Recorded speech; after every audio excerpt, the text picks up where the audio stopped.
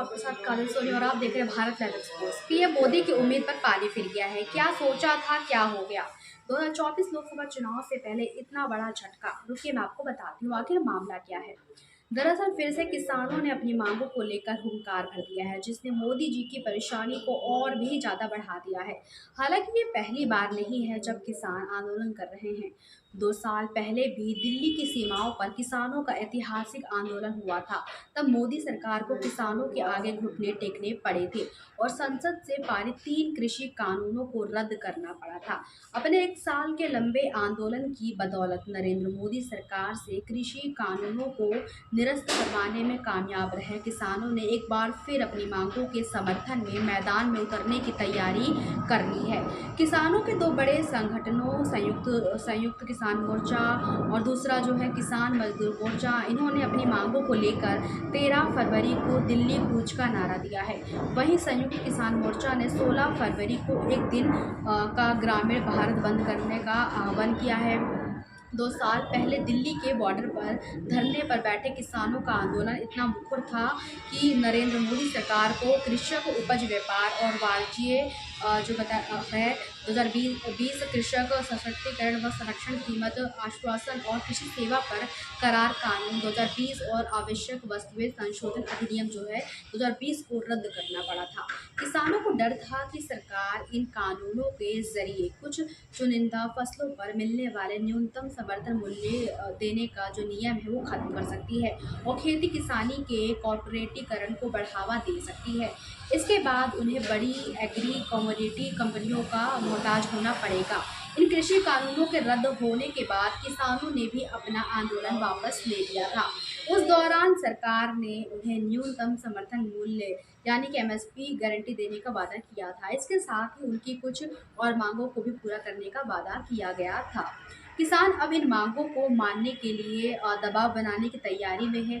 13 फरवरी दिल्ली चलो का नारा उनकी इसी रणनीति का हिस्सा है। और संयुक्त किसान मोर्चा ने ये भी कहा है कि सरकार ने सबसे बड़ा वादा जो है स्वामीनाथन आयोग की सिफारिशों के मुताबिक किसानों को फसल के दाम देने का वादा किया था।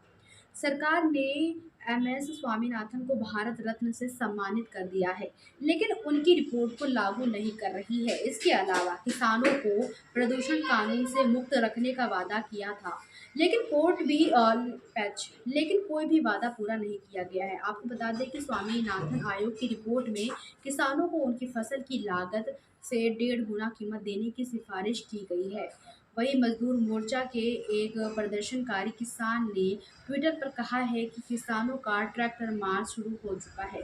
हजारों किसान दिल्ली पहुंच रहे हैं। हम रास्ते में कोई ट्रैफिक जाम नहीं कर रहे हैं। पूरे अनुशासन के साथ दिल्ली कूच किया जा रहा है। एमएसपी एक अहम मुद्दा है। सरकार ने बॉर्डर सील कर दिए हैं। लगातार धरपकड़ की जा रही है। हमारी बात सुनी नहीं जा रही है। और मजदूर इस देश की सबसे बड़ी ताकत है। बैरिकेड तोड़ने का हमें बहुत ज़्यादा तजुर्बा है। सरकार रोक रही है, जनता को परेशान कर रही है। प्रदर्शनकारी किसानों का आरोप है कि दिल्ली कूच में शामिल होने आ रहे कर्नाटक के किसानों को भोपाल में ट्रेन रोककर गिरफ्तार किया गया। उनके साथ मारपीट करने का जो आरोप लगाया गया है। साथ ही इसका कारण एक किसान के सिर पर गंभीर चोट भी आई है। वहीं किसानों के दिल्ली चलो मार्च को देखते हुए राजधानी दिल्ली की सीमाओं पर सुरक्षा कड़ी कर दी गई है। यूपी, हरियाणा और दिल्ली पुलिस अलर्ट पर है। मार्च को रोकने के मकसद से सिंगरू और गाजीपुर सहित सारी सीमाओं को सील कर दिया गया है। अंबाला के पास संभू में पंजाब से लगी सीमा सील कर दी गई है। वहीं विरोध प्रदर्शन के मद्देनजर सभी सीमावर्ती रास्तों पर पुलिस और केंद्रीय बलों की टुकड़ियां तैनात कर दी गई हैं। करीब 5,000 सुरक्षा कर्मियों को तैनात कर दिया गया है। साथ ही दिल्ली हरियाणा की सीमा पर 8 लेयर की दीवारें खड़ी की गई हैं। कुछ सड़कों पर पत्थर के बड़े बड़े बैरिकेड और लोहे के कंटेनर लगा दिए हैं।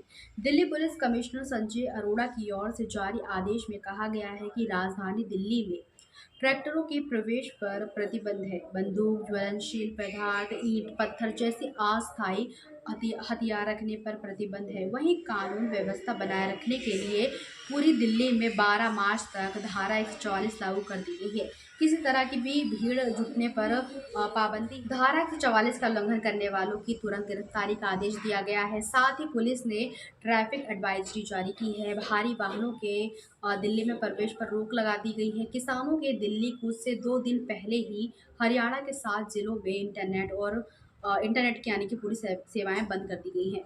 दिल्ली कूच के आह्वान पर किसानों को विपक्ष का साथ मिल रहा है। विपक्ष सरकार पर अन्नदाता को रोकने का आरोप लगा रहा है। कांग्रेस नेता राहुल गांधी मोदी सरकार पर किसानों को ठगने का आरोप लगा रहे हैं। उन्होंने सोशल मीडिया पर लिखा है कि 10 सालों से दिन रात झूठ की खेती करने वाले मोदी ने किसानों को सिर्फ ठगा है। दोगुनी आमदनी का वादा कर मोदी ने अन्नदाताओं को एमएसपी के लिए तरसाया है। राहुल गांधी ने ये भी कहा कि किसान महंगाई तले दबे हैं। फसलों का सही दाम न मिलने के कारण उनके कर्जे 60% बढ़ चुके हैं। इसका नतीजा ये हुआ कि लगभग 30 किसानों ने हर दिन अपनी जान गंवाई है, जिसकी यूएसपी धोखा देना है। वो एमएसपी के नाम पर किसानों के साथ सिर्फ राजनीति कर सकता है, न्याय नहीं। किसानों की राह में कीले बिछाने वाले भरोसे के लायक नहीं है। तो आपने देखा किस तरह से राहुल गांधी ने मोदी सरकार पर हमला किया कि किस तरह से वो किसानों को सिर्फ ठगने का काम करते हैं। लेकिन आपको क्या क्या लगता है कि हमारे देश के प्रधानमंत्री किसानों की बात सुनेंगे और उनकी समस्याओं को हल करेंगे? मुझे कमेंट सेक्शन में ज़रूर बताइएगा। चैनल को लाइक और सब्सक्राइब करना ना भूलें।